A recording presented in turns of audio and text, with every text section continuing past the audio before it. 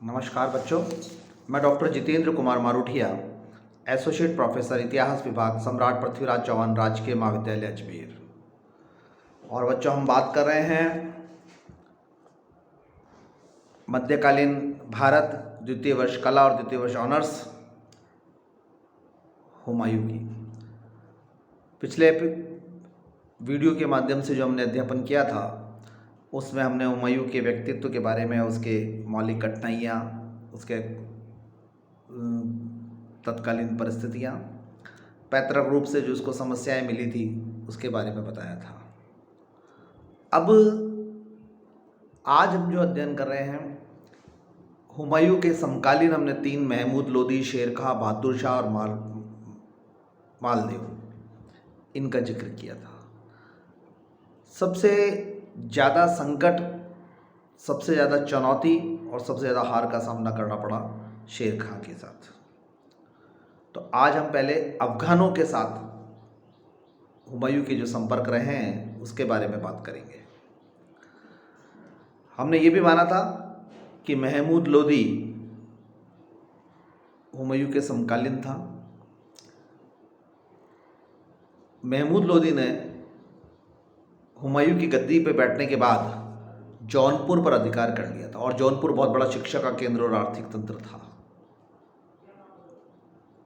हुमायूं ने जौनपुर पर आक्रमण किया। 1532 में गोमती नदी के किनारे दोनों के मध्य युद्ध हुआ और अंततः महमूद लोदी बिहार की तरफ चला गया। जौनपुर पर हुमायूं का अधिकार हो गया। बाद में हम देखते हैं कि महमूद ने हुमायूं के साथ में संपर्क बढ़ा लिया और महमूद को बंगाल का कुछ भाग भी मिला। और ये वही महमूद है जो आगे चलकर 5-6 वर्षों में हम देखेंगे कि हुमायूं के शेरशाह के विरुद्ध हुमायूं को निमंत्रण देता है, फिर बाद में शेरशाह से भी मिल जाता है। और हुमायूं महमूद की इस चाल को अपनी दूरदृष्टिता की कमी के कारण पहचान नहीं पाता है। बहरहाल 1532 में महमूद का बिहार की तरफ चला जाना और जौनपुर पर हुमायूं का अधिकार हो जाना, ये मात्र एक संपर्क था।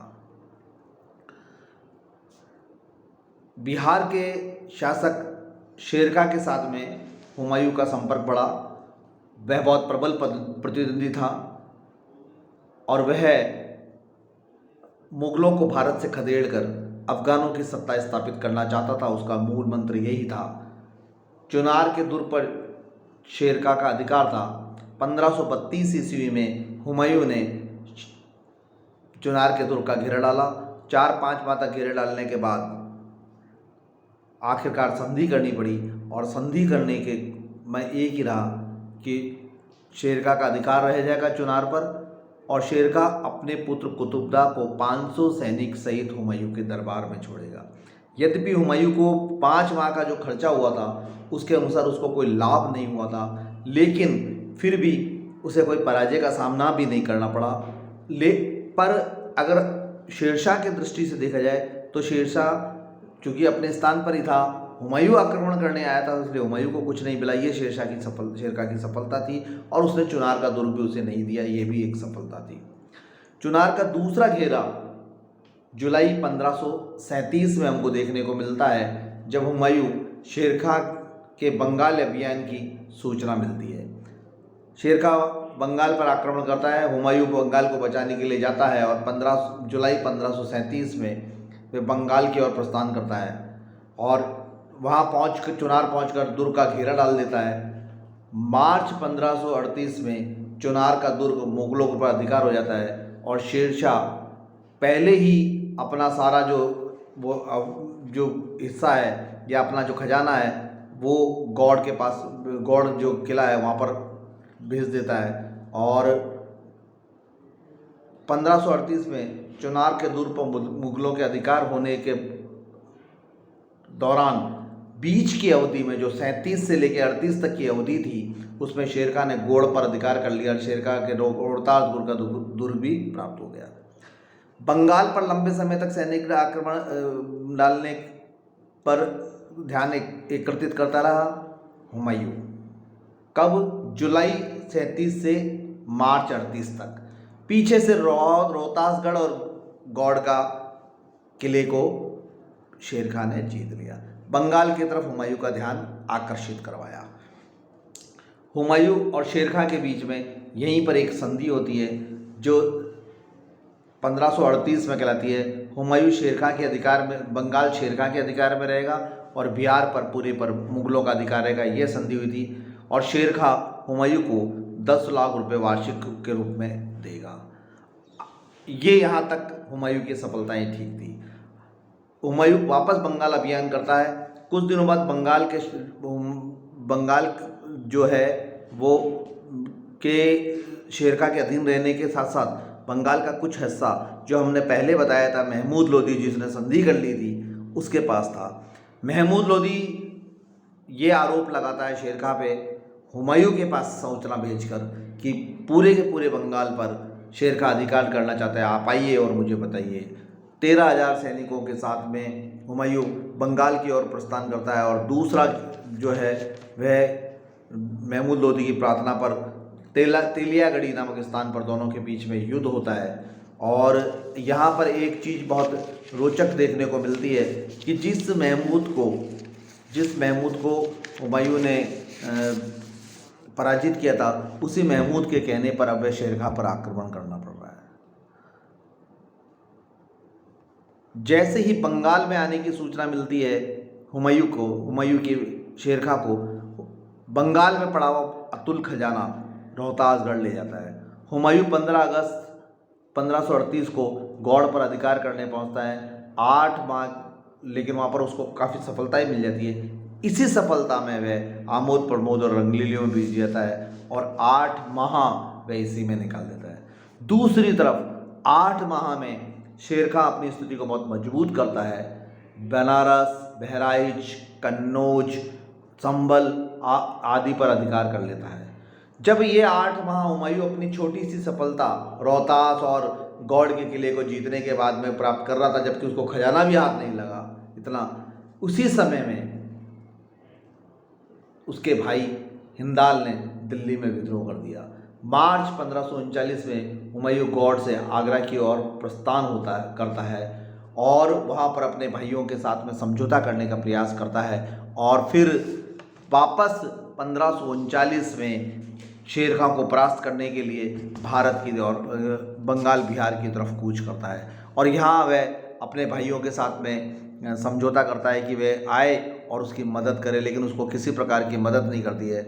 और 26 वह मार्च 1539 तक बिहार की तरफ आ जाता है। शेर खां और हुमायूं की सेनाएं जो है 3 महीने तक कर्मनासा नदी के किनारे चौसा नामक स्थान पर आमने सामने पड़ी रहती है। और जब जून का महीना आता है, मौसम बदलता है वहाँ पर, ठीक इसी समय में मुगलों पर आक्रमण कर दिया जाता है शेर खां की सेना के द्वारा।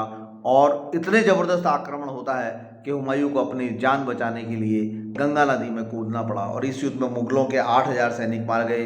हुमायूं की सेना पूर्णतः नष्ट हो गई, तितर बितर हो गया। शेर खां बिहार बंगाल पर अधिकार हो गया।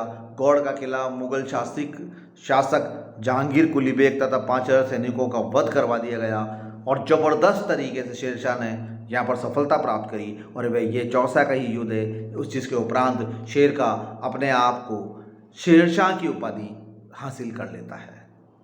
अपने आप को अब शेर खां इतिहास में शेरशाह के नाम से जाना जाएगा।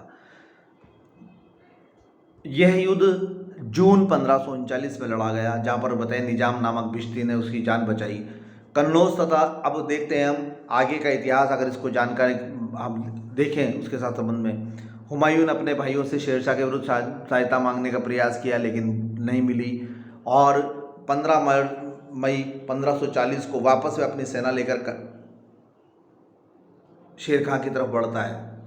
शेर खां को ये जानकारी मिलती है, वह सोचता है कि मैं बंगाल बिहार गौड़ होता है तो मेरा किला ये है। कन्नौज उत्तर भारत की तरफ यानी मुगलों की तरफ खुद ही आ जाता है शेरशाह और यहाँ पर कन्नौज या बिलग्राम का युद्ध होता है मई 1740 में। शेर खां देखिए कितने इंटेलिजेंसी रख रहा है, अपनी ताकत को बढ़ा दिए उसने, पिछले 8-9 महीने में धन जीत लिया, एक युद्ध जीत लिया, और अब बंगाल और बिहार को सुरक्षित रखने की दृष्टि से वह खुद ही दिल्ली की तरफ सेना लेके आगे बढ़ गया कि युद्ध होगा तो रास्ते में बीच में कहीं हो जाएगा, और कन्नौज में बीच में युद्ध होता है। और इतनी ज़बरदस्त तरीके से दोनों एक दूसरे के सेना के कैंप लगते हैं। जब बारिश ऋतु आती है तो हुमायूं का कैंप नीचे की ओर रहता है, और वहाँ पर भीषण जल भर जाता है, पानी भर जाता है, और 15 मई 1540 को अचानक घनघोर वर्षा हुई, मुगल सैनिक के शिविर में पानी मर गया।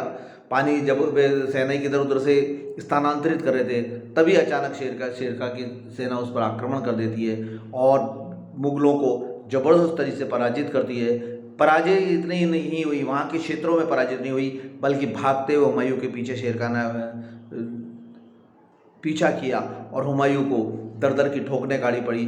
और इस युद्ध में मुगलों की शक्ति, उनकी प्रतिष्ठा, उनका सैन्य वैभव का सब कुछ नष्ट हो गया। अफगानों की शक्ति में वृद्धि हुई। दिल्ली और आगरा पर भी शेरशाह का अधिकार हो जाता है, और आगे हम पढ़ते हैं कि 1-2 वर्षों में उसको भारत के बाहर भी जाना पड़ता है। और 1542 ईस्वी में राजपूत राजा वीरसाल के अमरकोट नामक स्थान पर वो शरण लेता है, वहीं पर अकबर का जन्म होता है। अब सवाल ये आता है कि ये जो 2 युद्ध हुए थे, चौसा का और बिलग्राम का, अब इस युद्ध का हम सीधा महत्व देखते हैं। मुगलों को भारी क्षति हुई, 13-14 हज़ार सैनिक हुए, वहाँ के सैनिक मारे गए। हुमायूं की शक्ति और प्रतिष्ठा को चौसा के युद्ध में बहुत भयंकर 1539 में सामना करना पड़ा, और प्रतिष्ठा को आघात लगा। मुगलों को जो भय था भारत में मुगलों का, वो समाप्त हो गया। जो बाबर ने स्थापित किया था, शेरशाह की शक्ति में वृद्धि हुई और वह शेरशाह से शेरशाह बन गया।